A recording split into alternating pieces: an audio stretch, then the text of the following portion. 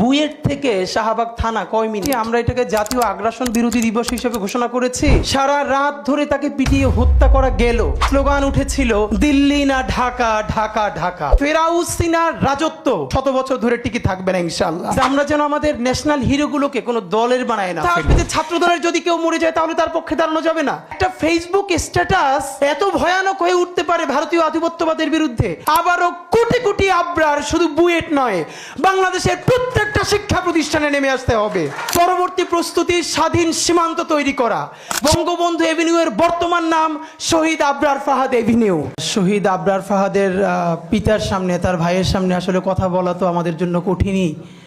আমার মনে আছে যে গত বছর এই দিনে আমরা ইনকিলাব মঞ্চ থেকে কুষ্টিয়ার কুমারখালীতে শহীদ আবরার ফাহাদের কবর জিয়ারত করতে গিয়েছিলাম, কারণ আমরা মনে করছিলাম এই যে আজকের 24 হতে পারলো এবং ঠিক যেই চিন্তার থেকে অনুপ্রাণিত হয়ে বাংলাদেশের অ্যাপলিটিক্যাল জেনজি সব থেকে বেশি পলিটিক্যাল হয়ে উঠল, তার যদি 3টা অনুঘটক থাকে তার প্রধানতম অনুঘটক হচ্ছে শহীদ আবরার। এবং সুতরাং এই 24 পরবর্তী নতুন বাংলাদেশে আমরা যদি জাতিগতভাবে কয়েকটা ফিগারকে সেলিব্রেট করি আধিপত্যবাদের বিরুদ্ধে, আগ্রাসনের বিরুদ্ধে, আমাদেরকে বারবার শহীদ আবরারের কাছে যেতে হবে। তা আমরা গত বছর কবর জিয়ারত করেছিলাম এবং আমার খুব কিছু ব্যাপার আছে না যে আপনি ওখানে না গেলে আসলে অনুভূতি তৈরি হবে না। আমরা গত বছর যখন গেছি তখন গিয়ে দেখি যে শহীদ আবরারের দাদা যান তিনি বেঁচে আছেন এবং আমরা ঢাকা থেকে এসেছি কবর জিয়ারত করার কথা শুনে, এত বয়োবৃদ্ধ, উনি তো হাঁটতে পারেন না, তবুও তিনি একটা জামা কাঁধে টেনে তারপরে কবর পর্যন্ত আসলেন।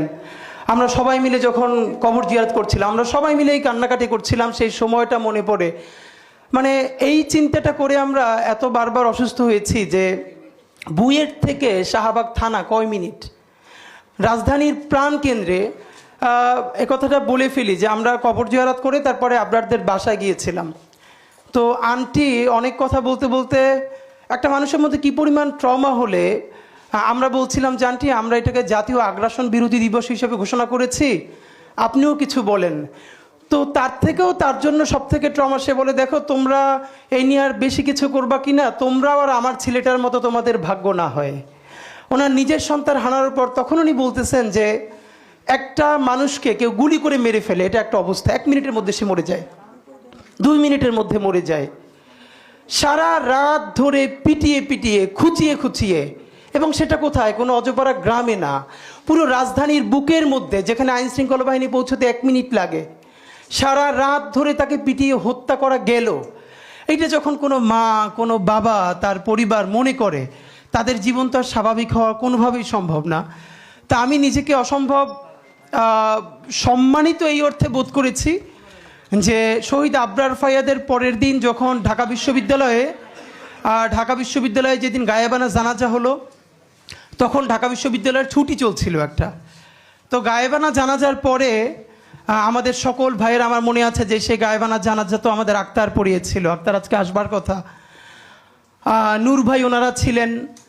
বুয়েটের দিকে যখন মিছিল নিয়ে যাওয়া হলো, সেই মিছিল বুয়েট প্রদক্ষিণ করে সর্বশেষ শাহবাগে গিয়ে শেষ হলো। আমার মনে আছে এই কথাটা আমি সেদিন সবচেয়ে এখন উনি একজন বাংলাদেশের ডিস্ট্রিক্ট জাজ, উনিও বাংলাদেশপন্থী লেখালেখি অ্যাক্টিভিজম করবার কারণে অনেক সাফার করেছে।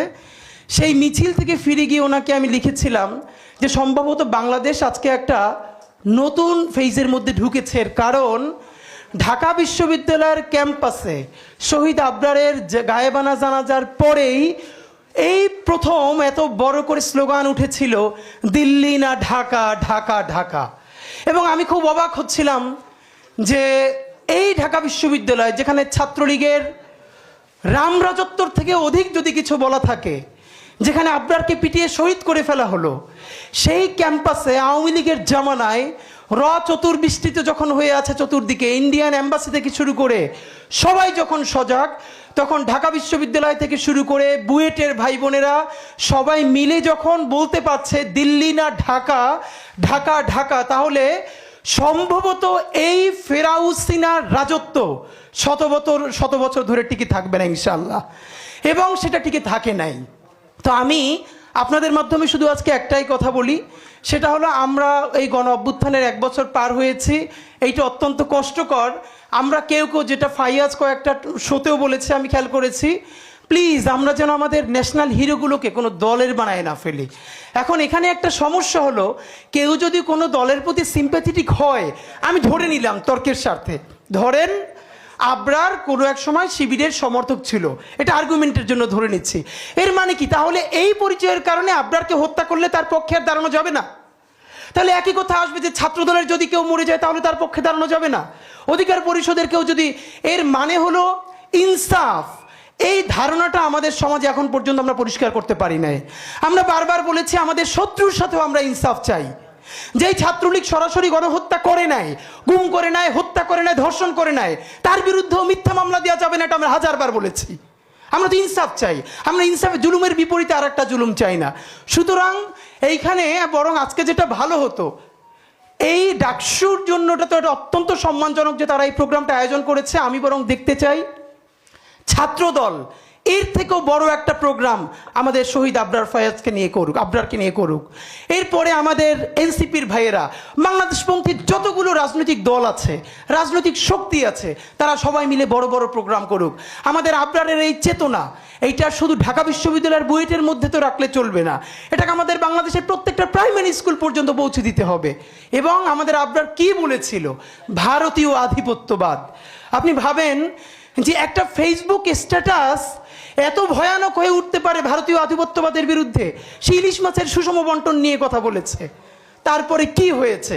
আমরা আজকে এটাই শুধু বলতে চাই, আমরা আবরার ফাহাদকে এই জন্য সেলিব্রেট করব না শুধু যে আবরার ফাহাদ শহীদ হয়ে আমাদেরকে নতুন বাংলাদেশ দেখিয়েছে, বরং আমরা স্পষ্ট দেখতে পাচ্ছি বাংলাদেশের সামনে আগ্রাসন এবং আধিপত্যবাদ আরও শতগুণ, হাজারো গুণ, লক্ষ গুণ শক্তি নিয়ে আবারও ধাবিত হচ্ছে।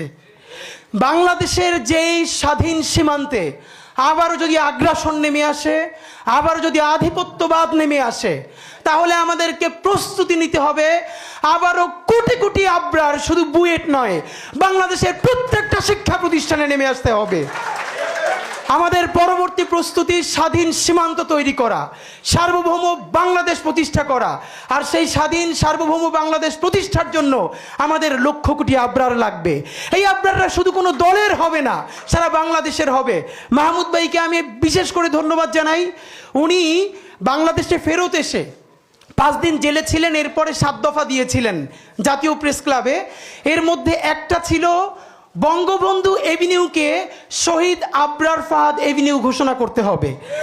আমি সরকারকে অত্যন্ত একটা জায়গায় আমি তাদেরকে অভিনন্দন জানাচ্ছি এবং তারা এটাকে অ্যাকনলেজ করেছেন এবং রাষ্ট্রীয়ভাবে বঙ্গবন্ধু এভিনিউয়ের বর্তমান নাম শহীদ আবরার ফাহাদ এভিনিউ। তো এখন এইটা আমরা অনেকে জানি না এবং নামটাও যেহেতু একটু বড়, আমি আপনাদের কাছে ছোট একটা দাওয়াত দিয়ে যাই ডাকসুর প্রোগ্রামই। সেটা হলো এই এভিনিউটার নাম এখন থেকে আমরা সংক্ষেপে সবাই আবরার এভিনিউ বলবো। এটাকে আবরার এভিনিউ আমরা মুখে মুখে নিয়ে আসব।